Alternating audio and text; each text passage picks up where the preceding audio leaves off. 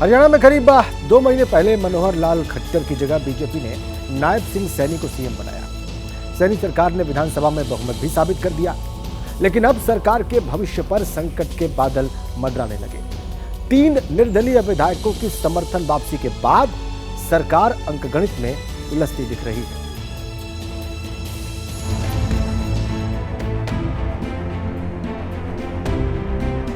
हरियाणा के अंबाला में road show हुआ। पूर्व सीएम मनोहर लाल खट्टर लोकसभा के लिए पर्चा दाखिल करने निकले।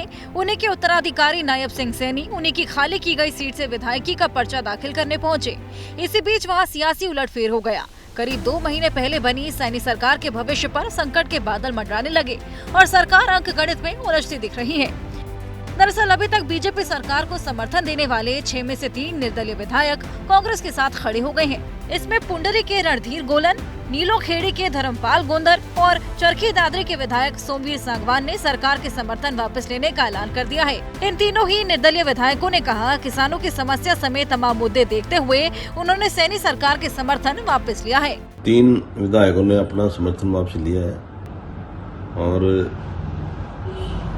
अपने हल्के की ईश्वरप्रिय जनता से पिछले मैं 10 दिनों से चर्चा कर रहा था, मीटिंग बुला रहा था, अभी क्या करना चाहिए क्या नहीं। ये सरकार जारी है और आने समय में उड्डा की सरकार आ रही है, कांग्रेस की सरकार आ रही है। आप कांग्रेस का समर्थन करो।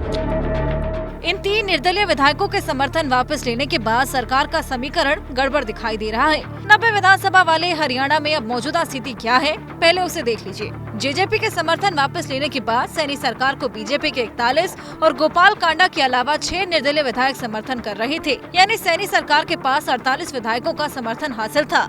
लेकिन अब समीकरण बदल गए हैं। मनोहर लाल खट्टर और निर्दलीय विधायक रहे रणजीत चौटाला बीजेपी के सिंबल पर लोकसभा चुनाव लड़ रहे हैं। इन दोनों ने ही विधानसभा की सदस्यता छोड़ दी है, यानी कि सैनी सरकार के पास 46 विधायकों का समर्थन बचा था। यानी मनोहर लाल खट्टर और रणजीत चौटाला के इस्तीफे के बाद हरियाणा विधानसभा में मौजूदा विधायकों की संख्या 88 है। ऐसे में जादुई आंकड़ा 45 बचता है। मौजूदा हालात में बीजेपी के पास 40 अपने विधायक हैं, इनके अलावा 2 निर्दलीय और 1 विधायक हरियाणा लोकहित पार्टी यानी कि गोपाल कांडा, यानी कि 43 विधायकों का समर्थन हासिल है। और विश्वास प्रस्ताव की अगर जरूरत पड़ती है तो जेजेपी के 4 उनका समर्थन करेंगे। ये वही विधायक हैं जिन्होंने सैनी सरकार के पहले विश्वास मत में सरकार का समर्थन किया था। इसलिए हरियाणा की बीजेपी सरकार को तत्काल कोई खतरा नहीं है। हालांकि जेजेपी के 10 विधायकों में कौन किसके साथ खड़ा हो जाएगा ये कहना मुश्किल है।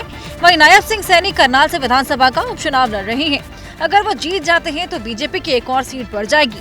यही वजह है कि सैनी के माथे पर चिंता की लकीरें दिखाई नहीं दे रही हैं। विधायकों की कुछ इच्छाएं होती हैं और हर व्यक्ति आज इच्छा के साथ जुड़ा हुआ है, शायद क्योंकि कांग्रेस आजकल इच्छाएं पूरी करने में लगी हुई है और लोग समझ रहे हैं, लोग सब जानते हैं कि इसकी इच्छा क्या है। जैसे कांग्रेस है, कांग्रेस को जनता की इच्छाओं से मतलब नहीं है। अब वरीय दलों की बात करें तो कांग्रेस के पास 30 विधायक हैं, जबकि 3 निर्दलीय विधायकों ने भी समर्थन देने का ऐलान कर दिया है। इसके अलावा जेजेपी के पास 10 विधायक हैं। हालांकि बीजेपी का दावा है कि इनमें से 4 का समर्थन उनके पास है। वहीं 1 विधायक INLD का है। इसके अलावा एक और निर्दलीय विधायक बलराज कुंडू बचते हैं। सूत्रों की माने तो वो भी कांग्रेस को समर्थन दे सकते हैं। अब इन आंकड़ों को सामने रखकर कांग्रेस कह रही है कि हरियाणा की सैनी सरकार संकट में है। प्रदेश के अंदर हालात मैं पहले ही बता रहा हूँ, पूर्णतः भाजपा के खिलाफ बन चुके हैं। प्रदेश में बदलाव निश्चित है। पहले खबर आई थी कि बीजेपी को समर्थन देने वाले 4 निर्दलीय विधायक कांग्रेस के साथ जा सकते हैं, लेकिन जब प्रेस कॉन्फ्रेंस हुई तो सिर्फ 3 विधायक ही सामने आए। यानी कांग्रेस अभी भी बाकी निर्दलीयों को साथ जोड़ने की कोशिश में लगी हुई है। हालांकि हरियाणा में बीजेपी इतनी आसानी से हार मान जाएगी ऐसा लगता नहीं। जैसे ही घड़ी का काटा दोपहर 2:30 पे आए, बबीता जी का दिल सास बहू साजिश के लिए मचल जाए। और ये है इनकी बहू, पूरे दिन ऑफिस की टेंशन हो जाए गॉन जब ये करें अपना फेवरेट शो फ्री टाइम पे ऑन। इनकी तरह आप भी देखिए अपना फेवरेट शो अपने टाइम पर और डाउनलोड कीजिए ABP लाइव ऐप अपने स्मार्ट टीवी पर।